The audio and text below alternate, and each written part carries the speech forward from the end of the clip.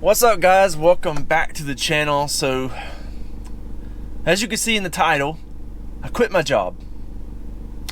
This is Monday, like January the 10th. So I quit my job. I turned in my resignation this past Friday. So I guess that would be like the 7th, with my last day of work being the 18th. Well, then Saturday morning, I woke up feeling pretty crummy, and I went and got tested for COVID. Turns out I'm positive.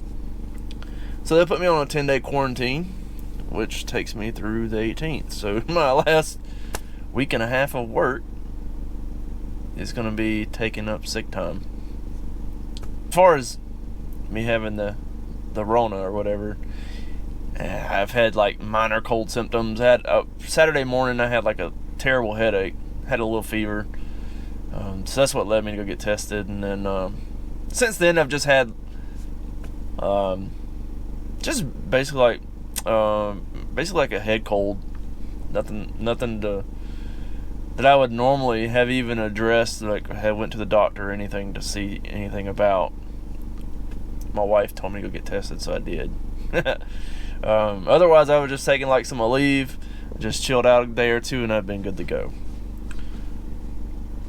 But anyways, like I said, I quit my job, and I know a lot of you guys probably don't know me outside of YouTube, and I haven't really talked about it publicly on a lot of my social media. So if you follow me on any of that stuff, you probably don't know what I actually do for a career. But I have, for the last 10 years and about 6 months or so, I've been a law enforcement officer. So that was not my goal in life, to be a law enforcement officer. I actually grew up hating the police, because I was always doing dumb stuff, getting tickets and whatnot. In my younger days I had numerous citations. And I went to school for computer forensics, and the reason I did that is I got scammed out of some money when I was just getting into school. Didn't know what I wanted to major in, and I got scammed out of that money, and I was like, you know what, I want to catch people like that. And so I went to school, did criminal justice with computer science, and no one told me that you couldn't just jump into doing computer forensics, at least at the time. You had to be a patrol officer and then work your way into that position. I was like, so when I got out of school, it was a huge reality check, and I was kind of aggravated about it, but it's what it is. And so I got into doing law enforcement, and I've done it, like I said, for 10 and a half years now. I've worked for 3 different agencies. The first agency I worked at for like 2.5 years, and then I worked for the second one for like 6 years, and the third one I've worked at for 2 years.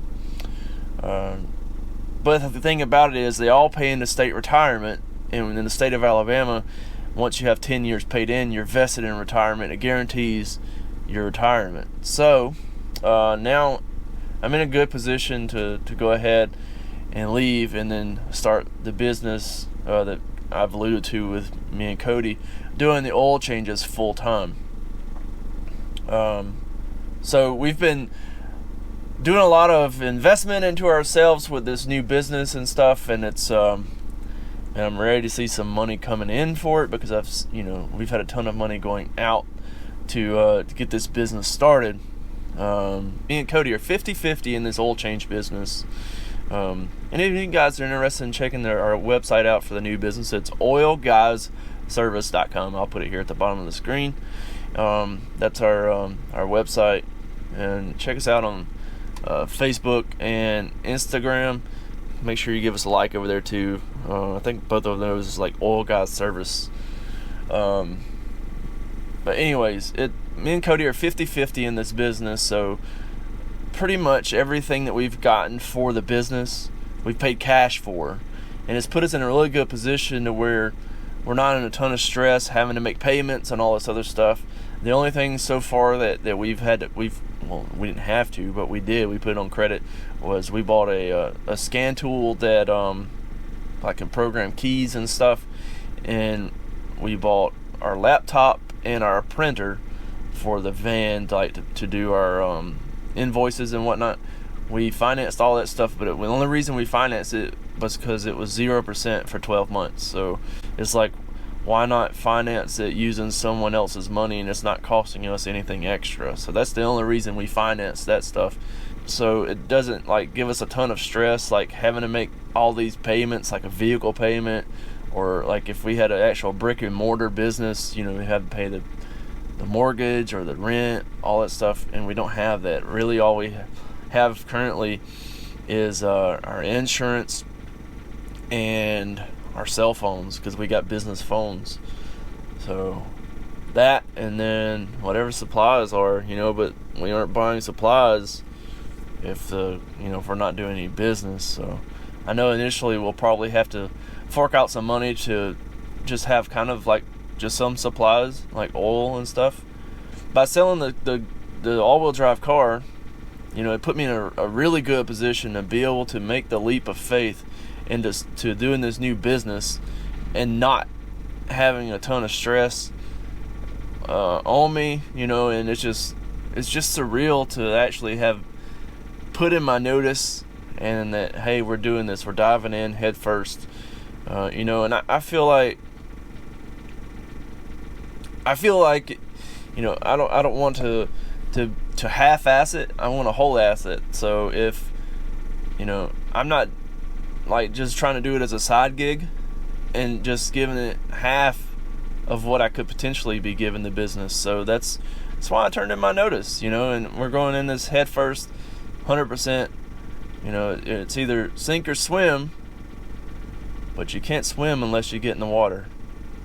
So, Cody and myself, we're both 100% in, and my outlook on a lot of things in life is, if you don't give yourself an option A or option B, option A is all you have, and you're gonna make it.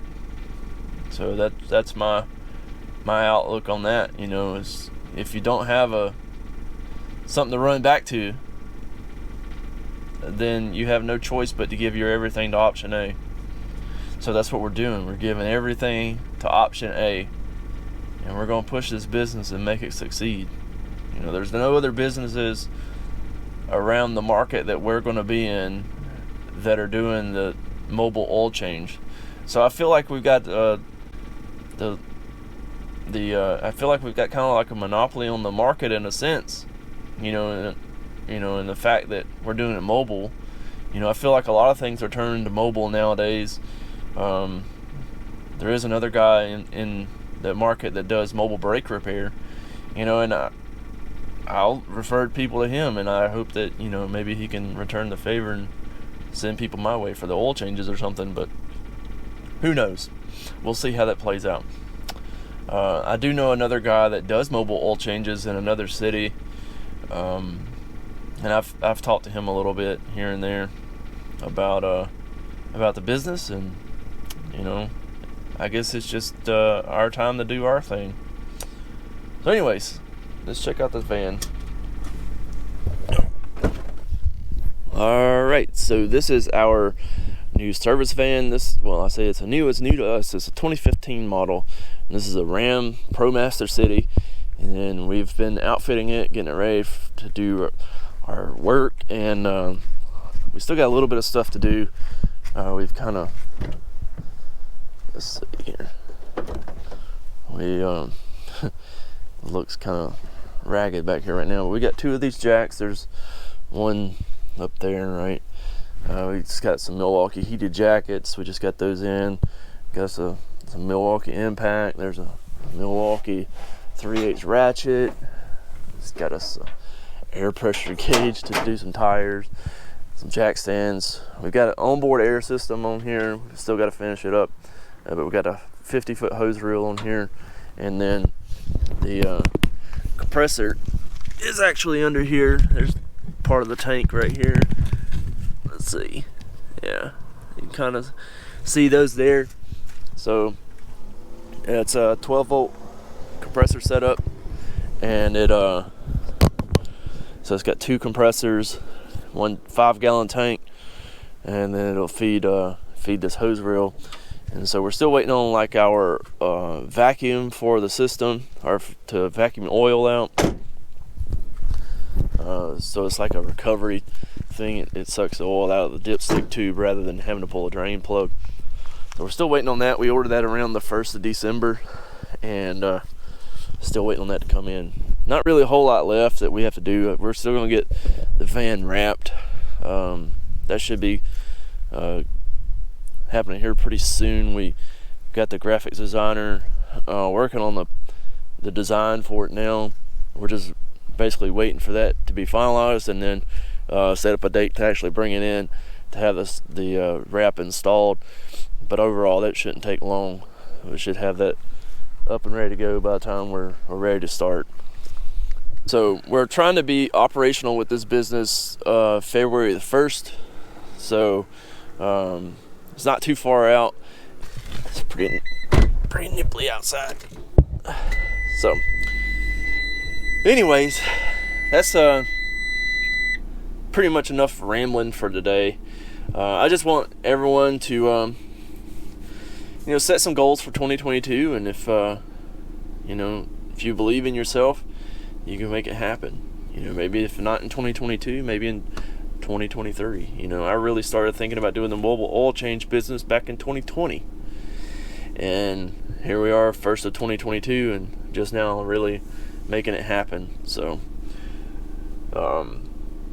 just made some goals and worked my way there. So as far as Honda Resource goes, I won't be doing any big projects, but I've talked about that before, in my last couple videos. I won't be doing like turbo kits or any kind of motor conversions. I'll be doing like straight direct motor swaps, transmission direct motor swap, or direct transmission swaps, some timing belt water pumps, that kind of stuff. Just simple stuff that I can get in and out and not necessarily be sitting here for several months. I have cars at my shop that have been there for 8 months, and it's not efficient. So it's just, I do the Honda Resource as a side gig essentially, and there's just not enough hours in the day to make it all work. So to make it to where I'm more efficient as far as the Honda Resource side, I'm just going to do smaller jobs, which is typically the stuff that I film for the Honda Resource. So shouldn't really see no difference in content as far as that's concerned. So if you'd like to support the channel, you can always check out HondaResource.com and pick you up a Only Hondas hoodie or Only Hondas t-shirt. I've got a couple other t-shirts on there as well. I have very limited quantities of the hoodies. I wear mine quite regularly. It's very comfortable, very warm, and pick you up one today. Thanks for stopping by the channel, guys. Hope to see you again soon. Peace.